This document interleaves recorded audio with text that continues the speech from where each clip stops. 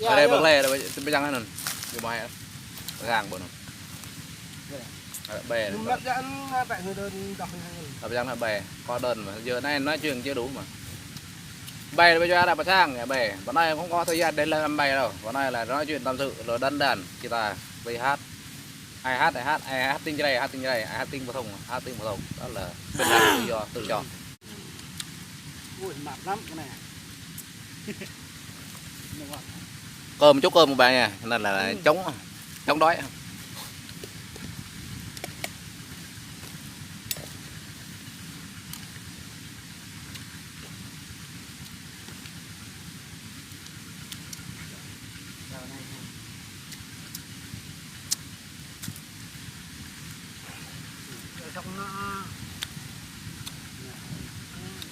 nó chắc này còn không rẻ này không rẻ rồi không có vậy rồi nhiệt lon nó đây không nó rẻ này không biết đó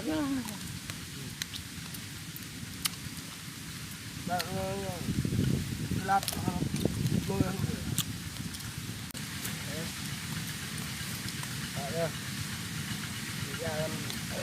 dạ nè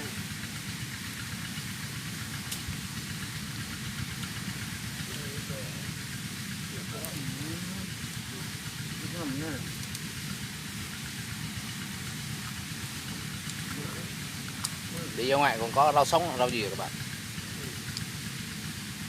cát ăn vậy rồi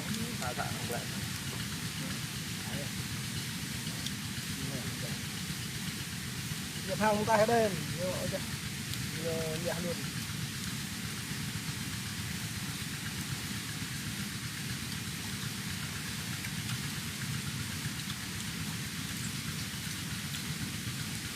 mà tôi về bên này mình à tôi về đây bên này mình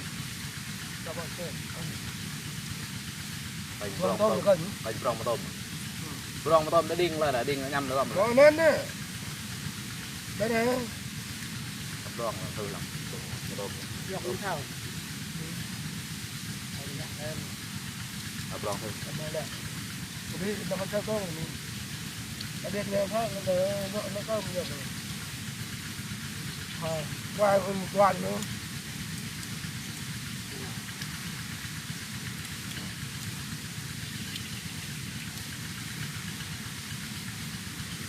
bật tết cao nó có to lên có biết không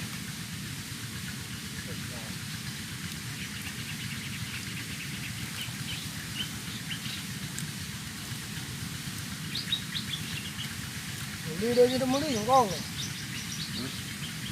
đi bay là bay đây nó bỏ đây này ôi lợn nó đi nhiều lì vợ lên rồi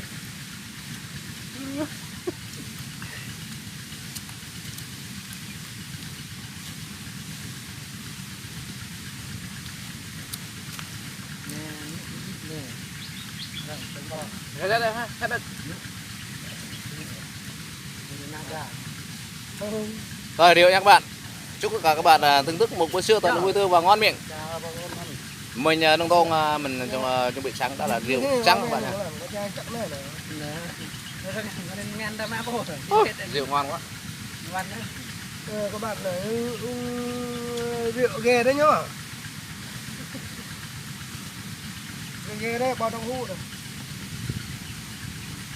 thịt tơ là mình không chặt như rác được bây giờ ai ăn mình tự cắt rồi nó thích hợp hơn mình tự cắt ăn phần nào cắt phần đấy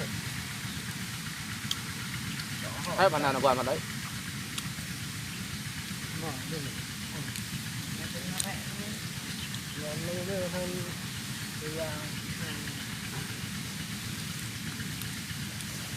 đến đây này 300 vô thôi lên đừng coi đừng coi cái đó rồi đừng coi găm đâm đây đợi về đừng nên lăn tao ấy thế bờ đi lăn cái này đến mạng cái này đừng co nữa mạng co này thắt hút của con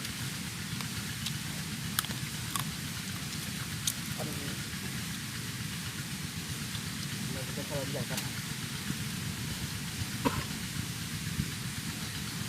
Tay ha đang tội ra đặt mê tôm hả? Cục gần hay. Cầm mê tôm, cục mê tôm. Ra luôn một cái đồng. Đấy, Nó là cái thôi lội, để luôn.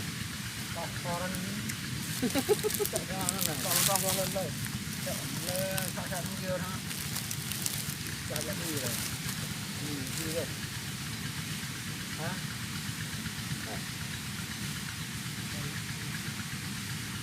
Qua đường nha các bạn. Càng tí chân đẹp luôn. mời ta thấy ra Gặp là bạn luôn. đây qua đường đây Đó. đó Bây giờ bảo đây. hết luôn có bông rồi ô mình Đó, quá đã. Anh em mà đang ăn rồi. Tôi như đâm bao tôi đã dè này. bông bia nó gơ nè nó bông đốtเลย Tôi ăn vội một trái đỏ rồi.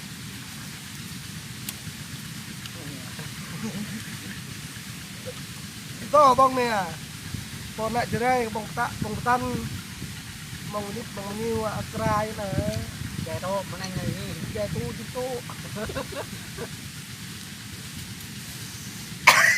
nó dè lại.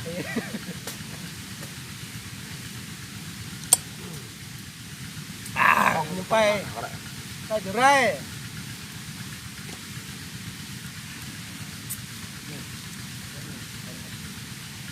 nghe cái gì phải cái đây không lên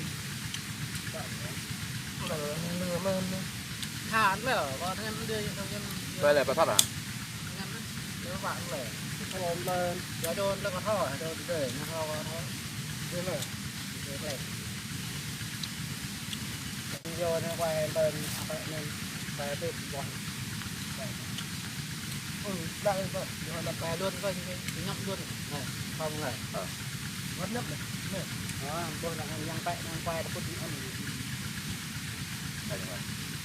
con nàyนี่ทำร้านรถกินกันดีđó để đi để điถ่ายในngập trước mình ta bồng mình ngập sáng ngập tha như thẻ ngập to thả ra như này nó đắp nó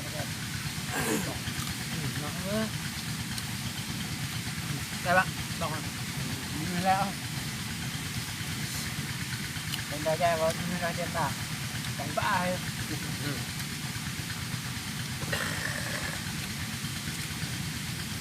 chưa mày chưa nhiều nhiều thì tốt con này hả giật qua đi giật nhiều mà giật mai đi mày nó có Đây có thêm một người bạn nữa. Tới. Chào mấy bạn.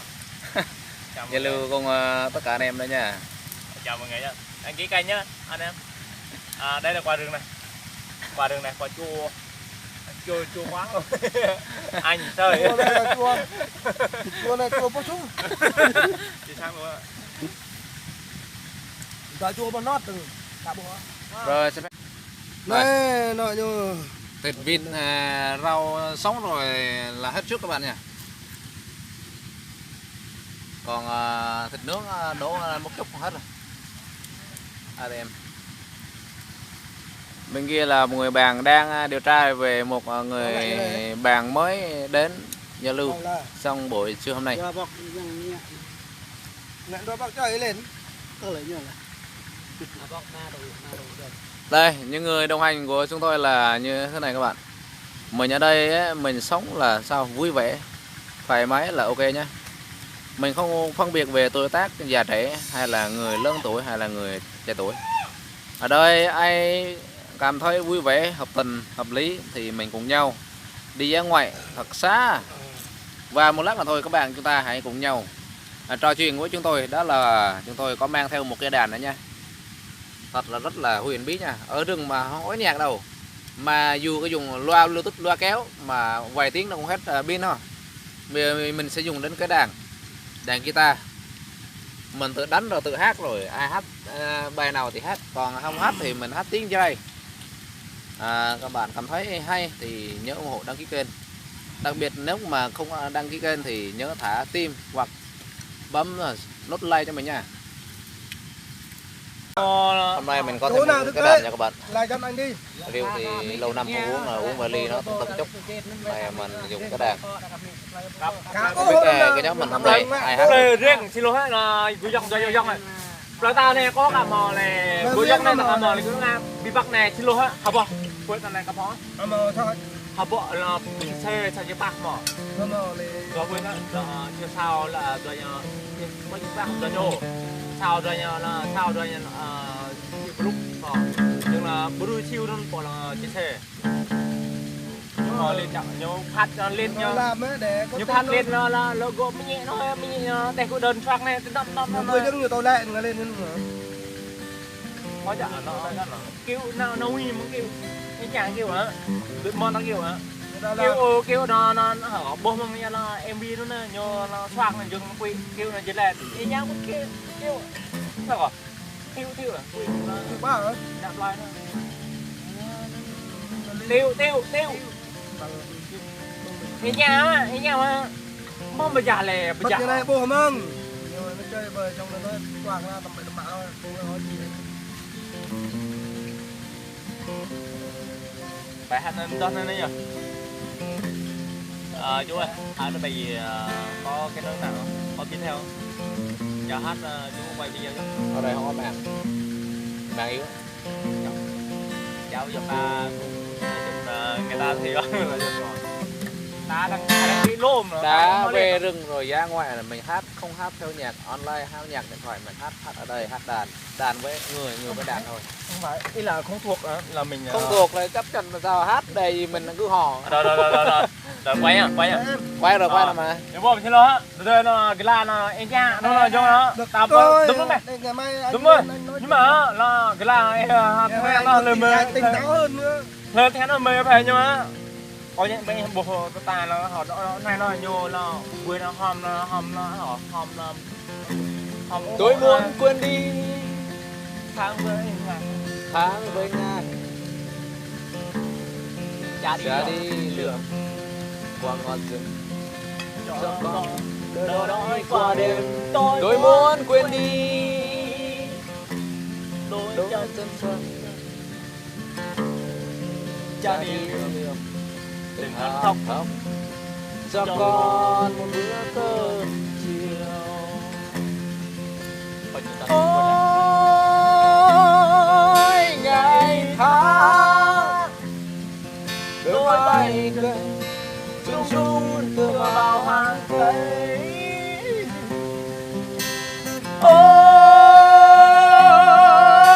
thời gian hãy quên đi đôi chân không đây cha đi giữa rừng hoang vu. Lúc cha thì đội đắng cay môi tóc vàng tựa trắng soi cả cuộc đời và cả cuộc đời đôi chân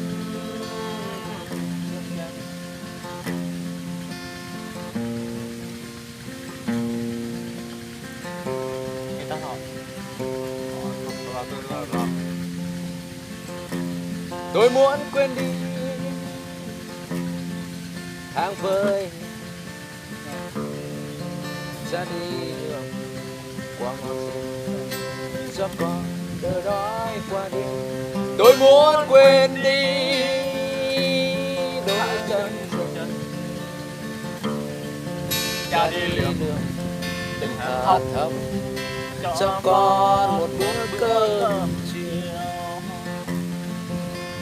ôi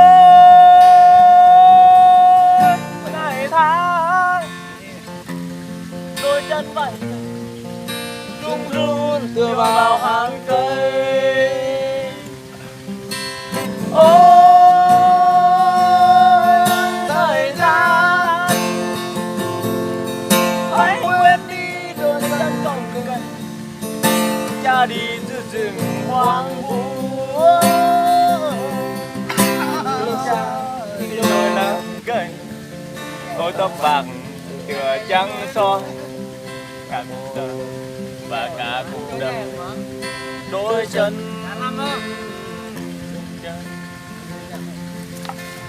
thật ra thì đôi đang đời ôi tóc bạc tựa trắng soi cả cuộc đời và cả cuộc đời đôi chân Mày đi. Mày đây đi, này. Mày của nhà mình đấy. ôi ôi ôi ôi ai ai ai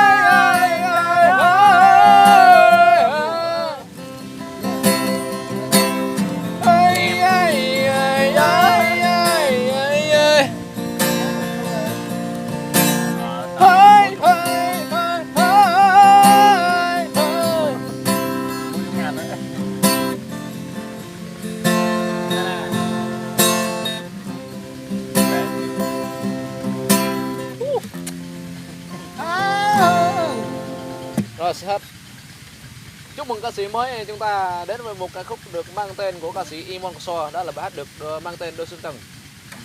Sức khỏe dồi dào và luôn luôn đam mê một ca khúc tương lai sau này hay hơn nữa, và sức khỏe trong mùa dịch này thành công hơn nữa, và luôn luôn có một sức khỏe thật tốt.